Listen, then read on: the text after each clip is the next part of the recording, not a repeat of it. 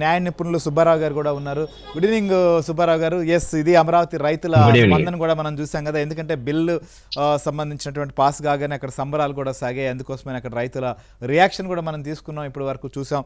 So ఇక ఇటు నిన్న లోక్సభలో, ఇవాళ రాజ్యసభలో దీనికి సంబంధించినటువంటి బిల్ పాస్ కావడాన్ని మనం ఎలా చూడాలి? దీనిపైన సంబంధించి మీ రియాక్షన్ ఏంటి? ఇక్కడ ఒకటండి, నిన్న లోక్సభలో బాయ్కాట్ చేశారు. ఇవాళ కూడా బిల్లుని వ్యతిరేకిస్తూ బాయ్కాట్ చేసి బిల్లులో కొన్ని లోపాలు ఉన్నాయని చెప్తున్నారు.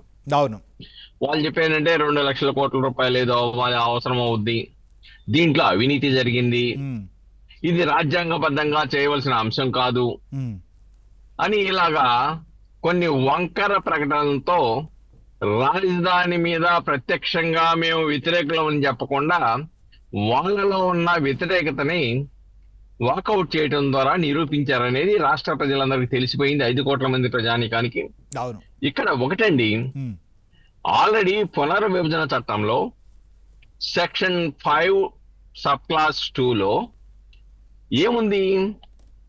10 సంవత్సరాల పాటు హైదరాబాద్ రాజధానిగా కొనసాగించుకోవచ్చు.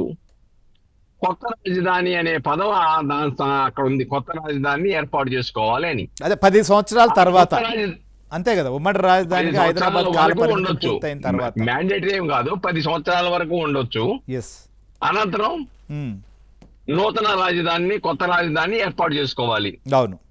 ఆ కొత్త రాజధాని అనే పదం దగ్గర అమరావతి రాజధాని అని పెట్టబోతున్నారు. మిగతా కొన్ని అమెండ్మెంట్లు పెట్టారు. ఇక్కడ శాశ్వతంగా కేంద్ర చట్టం, కేంద్రం చేసిన చట్టంలో ఉన్న దాన్ని అమలు చేసేటప్పుడు సవరణ చేస్తూ ఉన్నారు. ఈ సవరణ కాదనే హక్కు ఒక రాష్ట్ర పార్టీగా, ఒక ప్రాంతీయ పార్టీగా జగన్మోహన్ రెడ్డికి ఉందో వాళ్ళు ఆలోచించుకోవాలి. ఎందుకంటే మేము మళ్ళా వస్తాము, మళ్ళా అసలు ఆ పరిస్థితి ఎందుకు దాపురించింది? రాష్ట్ర శాసనసభలో తీర్మానం చేసిన తర్వాత ఆ తీర్మానాన్ని ధిక్కరించి 3 రాజధానులని 3 ప్రాంతాల మధ్య ముప్పు పెట్టడానికి ప్రయత్నం చేశావు. న్యాయస్థానం తిరస్కరించింది. మీకు ఆ అధికారమే లేదు, ఇది కేంద్ర చట్టాలతో ముడిపడి ఉన్నది కాబట్టి రాష్ట్ర శాసనసభకి కానీ రాష్ట్ర చట్టసభలకు కానీ రాజధానిని నిర్ణయించే అధికారం లేదు, మీకు 3 రాజధానులనే అధికారం లేదు అని చెప్పింది. దాని మీద సుప్రీంకోర్టుకి వెళ్ళారు. సుప్రీంకోర్టులో పెండింగ్ లో ఉంది. ఈ రోజున కొత్త నినాదం ఏంటి? మావిగన్ అంట. అంటే అప్పుడేమో 3 ప్రాంతాల మధ్య చిచ్చు పెట్టడానికి ప్రయత్నం చేశారు, ఇప్పుడు 3 జిల్లాల మధ్య చిచ్చు పెట్టడానికి కొత్త నినాదం మొదలెట్టారు. కానీ ఆ రోజు 3 ప్రాంతాల ప్రజలు నమ్మలేదు. ఈ రోజు 3 జిల్లాల ప్రజలు కూడా మీ వాదనని పక్కన పెట్టేశారు. ఇది ఒక కొత్త నినాదం అని చెప్పేసని. వక్ర మార్గం. మీకు విధ్వంసం అలవాటైపోయింది. ఆ విధ్వంసం నుంచి రాష్ట్ర అభివృద్ధిని చూసి ఓరవలేకపోతూ ఉన్నారు. ఈ రోజున అమరావతి రాజధానిగా నిర్ధారించిన తర్వాత, రాష్ట్రపతి సంతకం పెట్టిన తర్వాత, గెజెట్ నోటిఫికేషన్ వచ్చిన తర్వాత ఈ రాష్ట్రంలో పారిశ్రామికవేత్తలపై ఒక సుస్థిరమైన రాష్ట్రం ఏర్పడింది, రాజధాని ఏర్పడిందని నిర్ధారిస్తారు, పరిశ్రమలు వస్తాయి. అలానే పునర్విభజన చట్టంలో ఈ రాష్ట్ర అభివృద్ధికి అనేకమైనటువంటి అంశాలు ఉన్నాయి. అది సెక్షన్ 94 కానివ్వండి, సెక్షన్ 46 కానివ్వండి, దాంట్లో చాలా స్పష్టంగా ఉంది. రాజధానిలో హైకోర్టు కానీ, శాసన మండలి కానీ, రాజ్భవన్ కానీ, శాసనసభ కానీ వివిధ సంస్థల నిర్మాణం చేపట్టాలంటే దానికి 100% కేంద్ర ప్రభుత్వమే ఖర్చులు బనాయించాలి. అలాగనే పరిశ్రమలు ఈ రాష్ట్రానికి వస్తుంటే పరిశ్రమలకు ఇన్సెంటివ్స్ ఇవ్వాలి. అలాగనే రాజధానిగా ప్రకటించిన తర్వాత ఎవరైతే రైతులకు ప్లాట్ ఇచ్చారో ఆ ప్లాట్ రేట్లు పెరిగి వాళ్ళ యొక్క ఇచ్చిన భూమికి ప్రతిఫలం లభిస్తా ఉంది. పరిశ్రమలు వచ్చిన తర్వాత ఉద్యోగాలు వస్తాయి, పరిశ్రమలు వస్తాయి, దాంట్లో యువత భవిష్యత్తు బాగుపడుద్ది. ఇన్ని అంశాలు ఏమి ఉంటాయి. అంతేకాకుండా వెనుకబడిన ప్రాంతం అనే బొత్స లాంటి వాళ్ళు చెప్తున్నారు ఉత్తరాంధ్రని, మాకు అన్యాయం జరిగిపోద్ది, హైదరాబాద్ లాగా అమరావతి డెవలప్ అయితే పరిస్థితి ఏంటని. ఈ రోజున రాయలసీమలో పరిశ్రమలు వస్తా ఉన్నాయి, విశాఖపట్నంలో ఐటీ హబ్బులు వస్తా ఉన్నాయి, గూగుల్ డేటా సెంటర్లు వస్తా ఉన్నాయి. అయినప్పటికీ పునర్విభజన చట్టం సెక్షన్ 46లో చాలా స్పష్టంగా ఉంది, ఉత్తరాంధ్ర, రాయలసీమ, వెనుకబడిన ప్రాంతాలకి కుందేళ్లు కాదు లాంటి కుందేలుగఢ్ Yes. లాంటి ప్రాసెస్లో ఆ యొక్క ఆర్థిక సహాయం చేయాలని చెప్పిస్తుంది. ఇవన్నీ మనం అడగవచ్చు. అవును. పోలవరం ప్రాజెక్టు నిధులు ఇమ్మని చెప్పి అడగవచ్చు. మాకు రాజధాని వచ్చిందని ఇప్పటి వరకు ఆ నిధుల్ని ఈ రాష్ట్ర కూటమి ప్రభుత్వం డిమాండ్ చేయకపోవడానికి కారణం ఏంటి? రాష్ట్ర రాజధాని లేదు కాబట్టి. రాష్ట్ర రాజధాని లేనటువంటి ప్రాంతానికి ఏ విధంగా నిధులు ఇమ్మని అడుగుతావు? ఏ విధంగా డిమాండ్ చేస్తావు? కాబట్టి ఈ రోజున ఒక సుస్థిరత ఏర్పడింది.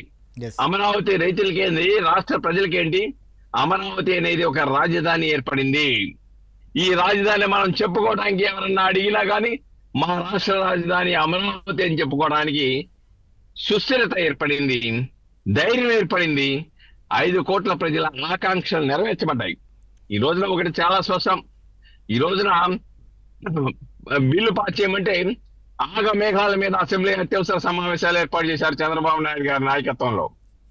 బిల్లు పంపిన తర్వాత వెంటనే పార్లమెంట్ సమావేశాల్లో పెట్టడానికి కేంద్రంతో ఉన్న సంబంధాల దృష్ట్యా సత్వరమే లోక్సభలోనూ లేకుంటే రాజ్యసభలోనూ పెట్టి బిల్లు పాస్ చేయించగలిగారు. ఇది ఈ రాష్ట్రం మీద ఉన్నటువంటి చిత్తశుద్ధి, చాణక్య నీతి, రాజకీయ అనుభవం, చంద్రబాబు నాయుడు గారి మీదో లేకుంటే కూటమి ప్రభుత్వం మీదో ప్రజలు పెట్టుకునే ఆకాంక్షల పట్ల నెరవేరుస్తారు ఈయన అని చెప్పేసి ఏదైతే నమ్మారో ఆ నమ్మకాన్ని ఒమ్ము చేయకుండా నిజం చేసి చూపించినటువంటి అపర చాణక్యుడు చంద్రబాబు నాయుడు గారు అనే విషయాన్ని ఇక్కడ మనం గమనించాలి. ఎస్. కాబట్టి ఏదేమైనప్పటికీ సుబ్బారావు గారు ఒక విషయాన్ని మీరు క్లారిటీ ఇవ్వాలి. నిన్న జగన్మోహన్ రెడ్డి మాట్లాడుతూ ప్రెస్ మీట్లో ఏముంది, ఇప్పుడు అసెంబ్లీలో తీర్మానం చేశారు, అసెంబ్లీలో తీర్మానాలు చేయొచ్చు, చట్టాలు చేయొచ్చు, ఎప్పుడైనా చట్టాలు చేయొచ్చు అంటూ, ఎప్పుడైనా చట్టాలు చేయొచ్చు అంటే మళ్ళీ కూడా చట్టాలు చేయొచ్చు అనేటువంటి విషయాన్ని ఆయన ప్రస్తావించారు. ఇక్కడ పార్లమెంట్లో కావచ్చు, ఒకప్పుడు హైకోర్టులో ఆ రాష్ట్ర రాజధానులకు సంబంధించినటువంటి అంశాన్ని రాష్ట్ర ప్రభుత్వాలు నిర్ణయించుకోవాలని చెప్పి కేంద్రం చెప్పింది. ఇవాళ ఎట్లా తీర్మానాలు చేస్తారు, ఎట్లా కేంద్రం నిర్ణయిస్తుందని చెప్పి మళ్ళీ అదొక వాదన తీసుకొచ్చారు. అంటే ఎట్లా అర్థం చేసుకోవాలి? ఇది ఓకే అయిన తర్వాత ఇటు న్యాయపరంగా కావచ్చు, చట్టపరంగా కావచ్చు, ఏ రకమైనటువంటి భరోసా లభిస్తుందనేది మీరు న్యాయ నిపుణులు కూడా కాబట్టి ఈ కోణంలో ఆలోచించినప్పుడు కూడా ఏంటి అసలుకి ఎలాంటి ఒక అమరావతికి సంబంధించిన విషయంలో ఏ రకమైనటువంటి భరోసా లభించింది అనుకోవచ్చు? ఇక్కడ ఒకటండి, రాష్ట్ర అసెంబ్లీ తీర్మానాలు చేయొచ్చు, కానీ పరిధులు దాటి తీర్మానాలు చేయకూడదని చెప్పేసి ఆంధ్రప్రదేశ్ హైకోర్టు తీర్పు చెప్పింది స్పష్టంగాను. మీకు రాజధాని గురించి నిర్ణయాధికారం నీకు లేదు, అది రాజ్యాంగానికి లేకుంటే కేంద్ర పునర్విభజన చట్టానికి సంబంధించిన అంశము, మీరు చేసే అధికారం లేదు అని చెప్పేసి హైకోర్టు చెప్పింది. చెప్పిన తర్వాత వీళ్ళు సుప్రీంకోర్టుకి వెళ్ళారు. సుప్రీంకోర్టు రాజధాని మీద ఏమి వీళ్ళకి ఆదేశాలు ఇవ్వాల, టైం బౌండ్ ఏదైతే పెట్టారో చాలా తక్కువగా ఉంది కాబట్టి దాని మీద మాత్రం స్టే ఇచ్చారు తప్ప ఈ రాజధాని నిర్ణయించే అధికారం రాష్ట్ర ప్రభుత్వానికి ఉందనే దాని మీద లేదనే దాని మీద స్టే ఇవ్వాల. ఓకే. ఇప్పుడు బిల్లు పాస్ అయింది. బిల్లు పాస్ అయిన తర్వాత మొన్న కేబినెట్ లో కూడా చాలా స్పష్టంగా తీర్మానం చేశారు. ఏదైతే ఎస్ఎల్పి వేశారో రాజధాని మీద, ఆంధ్రప్రదేశ్ హైకోర్టు ఇచ్చిన తీర్పు మీద రాజధానిని రాష్ట్ర ప్రభుత్వం శాసనసభ నిర్ణయించే అధికారం లేదనే దాని మీద వేశారో దాన్ని ఉపసంహరించుకోవాలని కేబినెట్ తీర్మానం చేసింది. ఈ రోజున చట్టంలో అమరావతి అని చెప్పేసి క్లియర్ గా బిల్లులో ప్రవేశపెట్టి ఆంధ్రప్రదేశ్ రాజధాని అమరావతి అని నిర్ధారించిన తర్వాత ఆ స్పెషల్ లీవ్ పిటిషన్ కి ఆటోమేటిక్ గా విత్డ్రా అయిపోద్ది. కావాలంటే అయిపోద్ది. కాబట్టి మళ్ళా వీళ్ళు కావాలి అంటే రాష్ట్ర శాసనసభ చేయడానికి లేదు, పార్లమెంట్కే వెళ్ళాలి. పార్లమెంట్ ఏంటి, ఆల్రెడీ నిర్ధారించిన తర్వాత నిర్మాణాలు చేపట్టిన తర్వాత ఏ పార్లమెంట్ లో కూడా తిరిగి నిర్మించబడిన నిర్మాణాలు కూల్చివేయండి, రాజధానిని రద్దు చేయమని ఎవరు చెప్పరు. ఇది అసాధ్యమైన అంశం. కాబట్టి శాశ్వత రాజధాని అమరావతి, ప్రజా రాజధాని అమరావతి అని చెప్పేసి నిర్ధారణ అయిపోయింది. ఈ రాష్ట్ర ప్రజలు పండుగ చేసుకుంటూ ఉన్నారు. ఎవరైతే ప్రజాభీష్టానికి వ్యతిరేకంగా పార్లమెంట్ లోను ఉభయ సభల్లో ఎవరైతే మాట్లాడారో వాళ్ళకి రాబోయే రోజుల్లో ప్రజలే గుణపాఠం చెప్పే పరిస్థితి స్పష్టంగా కనబడుతుందండి.